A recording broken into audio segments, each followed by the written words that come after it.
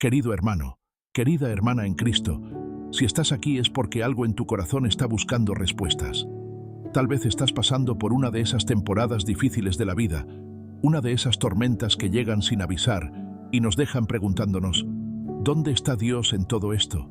Hoy quiero hablarte de corazón a corazón, como un padre habla a su hijo, como un amigo habla a otro amigo en medio de la noche más oscura. Quiero compartir contigo una verdad que he aprendido después de años de ministerio, después de ver lágrimas, de escuchar testimonios, de caminar junto a personas como tú en sus momentos más difíciles. Dios nunca deja de hablarnos, pero nosotros a veces dejamos de saber cómo escucharlo. La Biblia nos dice en Mateo 7:7, «Pedid y se os dará, buscad y hallaréis, llamad y se os abrirá».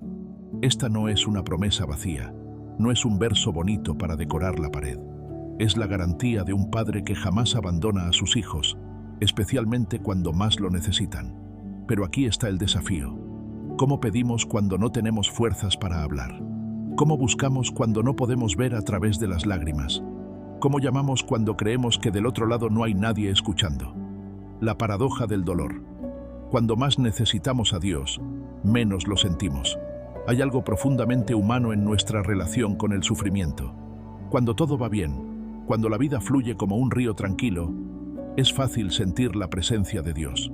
Pero cuando llegan las tormentas, la enfermedad, la pérdida del trabajo, la muerte de un ser querido, la traición, la soledad que corroe el alma, es precisamente cuando más necesitamos escuchar su voz, pero paradójicamente, es cuando menos la percibimos. ¿Te ha pasado? Estás en tu momento más oscuro, clamas a Dios con desesperación, y lo único que encuentras es un silencio que duele más que el mismo problema que estás enfrentando. Es en esos momentos cuando nuestro corazón grita, ¿dónde estás, Dios? ¿Por qué no me respondes? Déjame decirte algo que tal vez nadie te ha dicho. El silencio de Dios no significa su ausencia. A veces, Dios habla más fuerte en su silencio que en sus palabras audibles. Como el maestro que permanece en silencio durante el examen, no porque haya abandonado a sus estudiantes, sino porque es el momento de demostrar lo que han aprendido. La verdad es que Dios está hablando constantemente. El problema no está en su voz, sino en nuestros oídos espirituales. En medio de la tormenta, el ruido del viento, el estruendo del trueno y el golpear de la lluvia pueden ahogar su voz suave y apacible. Pero Él sigue ahí, susurrando palabras de amor, de dirección, de esperanza. El poder de la humildad, el primer paso para escuchar a Dios. Si hay algo que he aprendido en todos estos años, es que la humildad es la llave maestra que abre todas las puertas del cielo. No es coincidencia que Jesús dijera, «Bienaventurados los pobres en espíritu, porque de ellos es el reino de los cielos». Mateo 5:3. ¿Qué significa ser pobre en espíritu?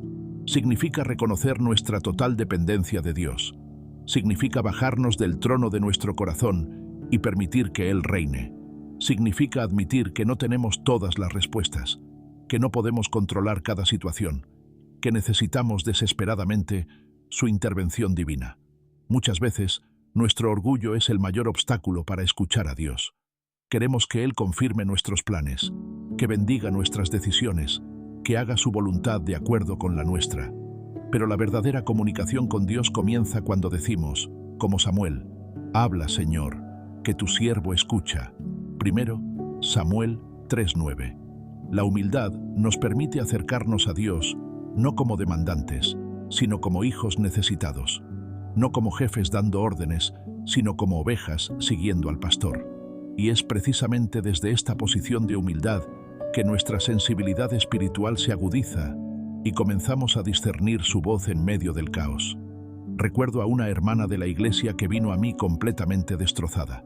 Su esposo la había dejado después de 20 años de matrimonio. Ella clamaba a Dios pidiendo que él regresara, pero parecía que el cielo estaba cerrado. Un día, en medio de su oración, en lugar de pedirle a Dios que cambiara a su esposo, le pidió que la cambiara a ella. Esa simple oración, nacida de la humildad, abrió las compuertas del cielo. Dios comenzó a hablarle de maneras que nunca había experimentado antes. No le devolvió a su esposo, pero le dio algo mejor: una nueva identidad en Cristo y un propósito renovado para su vida. La gratitud que transforma, cambiando nuestra frecuencia espiritual. Filipenses 4:6 nos dice: por nada estéis afanosos, sino sean conocidas vuestras peticiones delante de Dios en toda oración y ruego, con acción de gracias. Nota que Pablo no dice, después de recibir lo que pedimos, agradezcamos. Dice, con acción de gracias. La gratitud no es el final del proceso, es el principio. ¿Por qué es tan importante la gratitud para escuchar a Dios? Porque la fe que trasciende, creer más allá de lo que vemos. La fe es el telescopio del alma. Nos permite ver realidades que están más allá de nuestros sentidos físicos.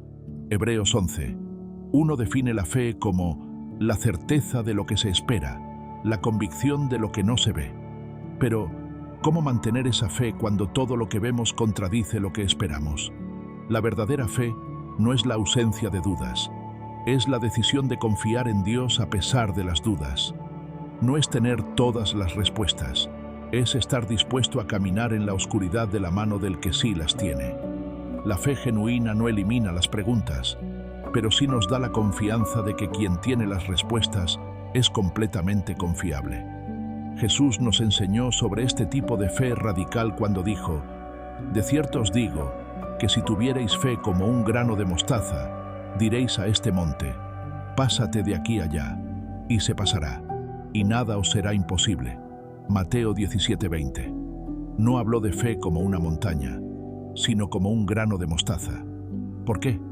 Porque no se trata del tamaño de nuestra fe, sino del tamaño de nuestro Dios. Cuando estamos en medio de la tormenta, nuestra fe puede sentirse pequeña, insignificante, casi inexistente. Está bien, Dios no necesita nuestra fe gigante, necesita nuestra fe genuina. Esa pequeña semilla de confianza que todavía late en tu corazón, ese pequeño, pero tal vez Dios, que susurra tu alma. Esa es toda la fe que Dios necesita para hacer milagros. La fe que trasciende es la que puede decir con Job: aunque él me matare, en él esperaré. Job 13:15. Es la fe de los 3 jóvenes hebreos que dijeron: he aquí nuestro Dios a quien servimos, puede librarnos del horno de fuego ardiendo, y de tu mano, oh Rey, nos librará. Y si no, sepas, oh Rey, que no serviremos a tus dioses. Daniel 3:17-18. Esa pequeña frase, y si no, marca la diferencia entre una fe condicional y una fe trascendente. Una fe que confía en Dios no solo por lo que puede hacer, sino por quién es Él, sometiéndose a la voluntad de Dios. El ejemplo supremo de Jesús. No hay mejor maestro de oración que Jesús mismo. Y no hay mejor ejemplo de cómo orar en medio de la tormenta que la oración de Jesús en el Getsemaní. Lucas 22:42 registra estas palabras que cambiaron la historia. Padre, si quieres, pasa de mí esta copa, pero no se haga mi voluntad, sino la tuya. Aquí vemos la perfecta humanidad de Jesús. Él no quería sufrir, no estaba emocionado por la cruz. Su carne se rebelaba contra el dolor que se avecinaba. Si quieres, pasa de mí esta copa. Estas son las palabras de alguien que está siendo completamente honesto con Dios sobre su dolor y su miedo. Pero luego viene la rendición. Pero no se haga mi voluntad, sino la tuya. Aquí está el corazón de toda oración madura. No se trata de convencer a Dios de que adopte nuestros planes, sino de alinear nuestros deseos con su perfecta voluntad. Esto no significa que nos convertimos en fatalistas, que aceptan pasivamente todo lo que sucede. Significa que reconocemos que hay una sabiduría superior a la nuestra operando en el universo, que hay un amor más profundo que nuestro entendimiento guiando cada circunstancia, que hay un plan más grandioso que nuestros planes individuales desarrollándose a través de la historia. Someterse a la voluntad de Dios es, en última instancia, un acto de confianza radical.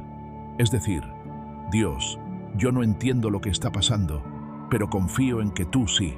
Yo no veo el final de esta historia, pero sé que tú sí. Mis fuerzas se están agotando, pero las tuyas son infinitas. Cuando oramos, hágase tu voluntad, no estamos resignándonos a un destino cruel. Estamos entregándonos a un Padre amoroso que ve lo que nosotros no podemos ver y que está obrando todas las cosas para nuestro bien. Romanos 8:28. El lugar secreto, Mateo 6:6, y la intimidad con Dios. Mas tú, cuando ores, entra en tu aposento, y cerrada la puerta, ora a tu Padre que está en secreto, y tu Padre que ve en lo secreto te recompensará en público. Mateo 6:6. En nuestro mundo lleno de ruido, distracciones y superficialidad, Jesús nos llama a algo radicalmente diferente: la intimidad del lugar secreto. No se refiere necesariamente a un lugar físico, aunque también puede serlo. Se refiere a un lugar del corazón, donde somos completamente vulnerables, completamente honestos, completamente nosotros mismos delante de Dios. En el lugar secreto no hay audiencia que impresionar, no hay reputación que mantener, no hay máscaras que usar.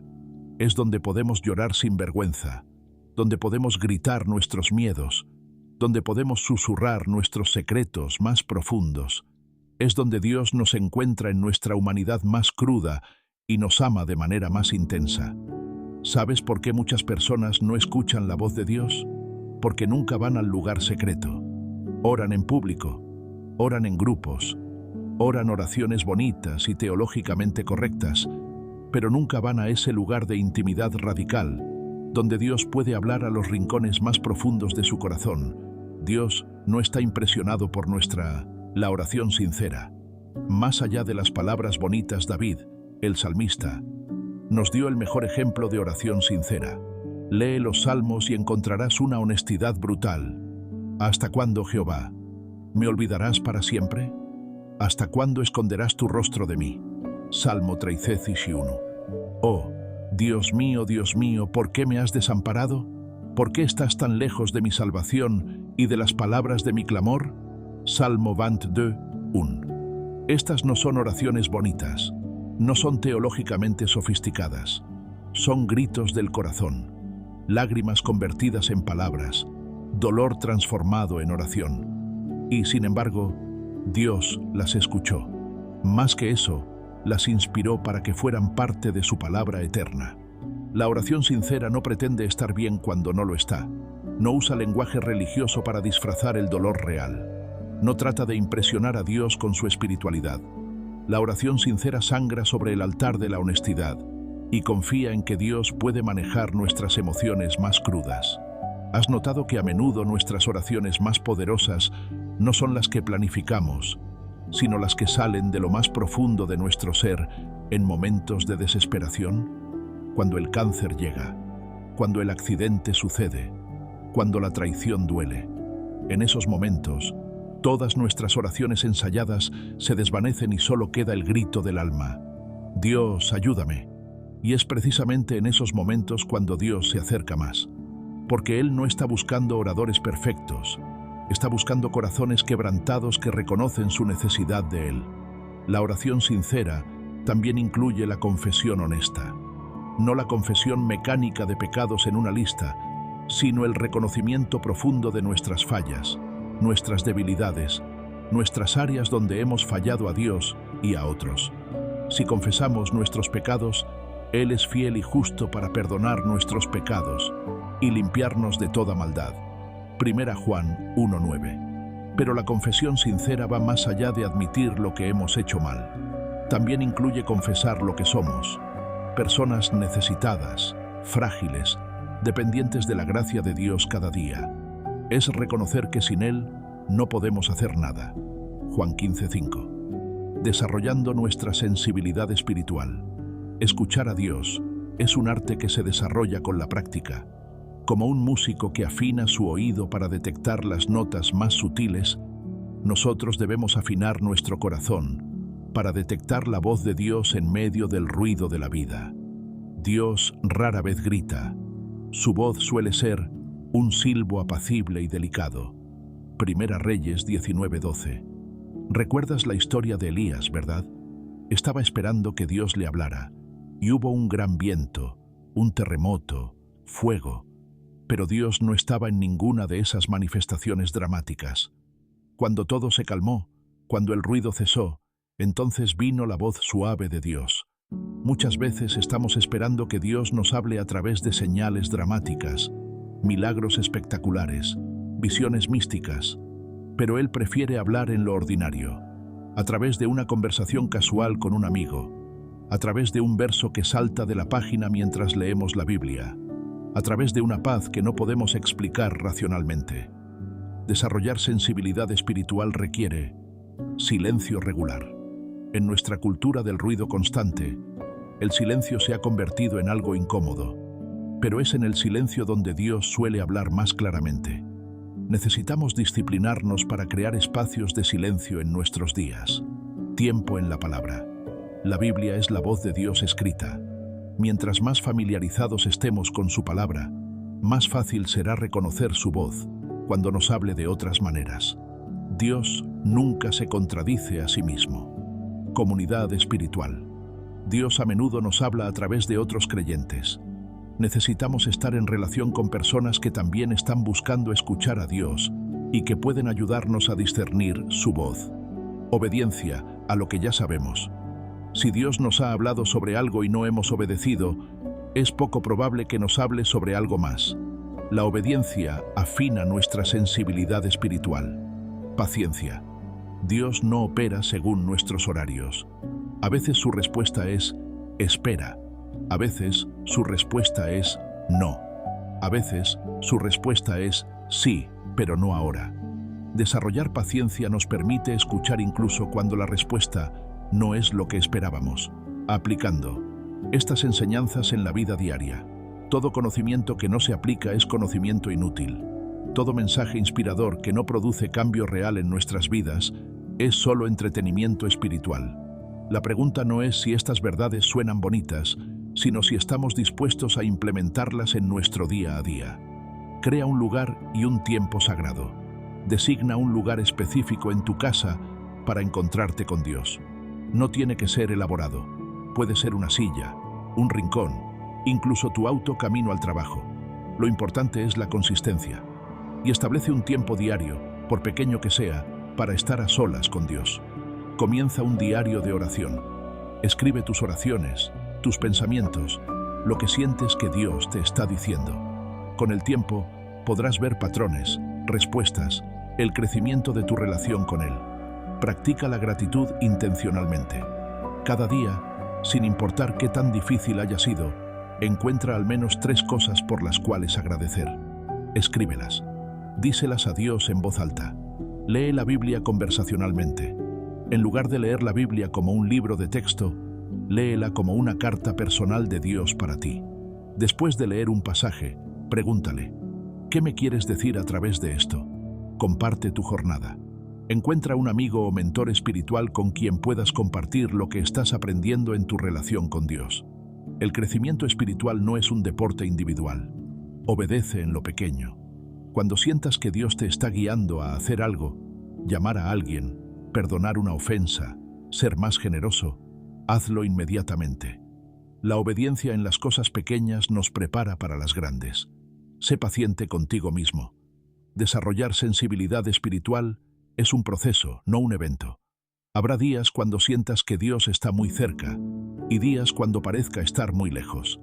Ambos son parte del crecimiento espiritual. Superando los obstáculos comunes. En nuestro camino para escuchar a Dios, enfrentaremos obstáculos.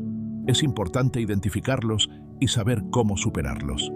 El obstáculo del ruido. Vivimos en un mundo increíblemente ruidoso. No solo el ruido físico, sino el ruido mental, las preocupaciones, las distracciones, las demandas constantes de atención. Solución: crear momentos de silencio intencional, apagar dispositivos, buscar lugares tranquilos. El obstáculo de la prisa. Queremos respuestas inmediatas de Dios, como si fuera un chat de atención al cliente. Pero Dios no opera según nuestros horarios. Solución: desarrollar paciencia, recordar que sus tiempos son perfectos, confiar en el proceso. El obstáculo del pecado no confesado. El pecado crea estática en nuestra comunicación con Dios. Solución: examen de conciencia regular, confesión honesta, buscar perdón y restauración. El obstáculo de las expectativas incorrectas. A veces esperamos que Dios nos hable de cierta manera específica, y nos perdemos cuando Él habla de otra forma. Solución: mantenernos abiertos a diferentes formas de comunicación divina. El obstáculo del desánimo. Cuando no escuchamos a Dios inmediatamente, podemos desanimarnos y dejar de intentarlo. Solución: recordar que la fe es un maratón, no una carrera de velocidad. Testimonios de esperanza. Historias reales de personas que escucharon a Dios. Déjame compartir contigo algunas historias reales de personas que aprendieron a escuchar a Dios en medio de sus tormentas. María, la madre soltera. Después de que su esposo la abandonara con 3 hijos pequeños, María se sentía perdida y desesperada. Durante meses, sus oraciones parecían rebotar en el techo. Un día, en medio de su desesperación, decidió comenzar cada día agradeciendo por 3 cosas, sin importar qué tan pequeñas fueran. Gradualmente, comenzó a notar la provisión sutil pero constante de Dios. La vecina que cuidaba a sus hijos gratis. El trabajo de medio tiempo que apareció justo cuando lo necesitaba. La paz inexplicable que comenzó a llenar su corazón. Dios no le habló con palabras audibles, pero su vida se convirtió en un testimonio de su fidelidad. Carlos, el ejecutivo. Después de perder su trabajo en una reestructuración corporativa, Carlos cayó en una depresión profunda. Se sentía como si su identidad hubiera sido destruida. En su desesperación, comenzó a leer los salmos cada mañana. Poco a poco, las palabras de David comenzaron a resonar con su propio dolor. Un día, mientras leía el Salmo 139, las palabras "Tú has conocido"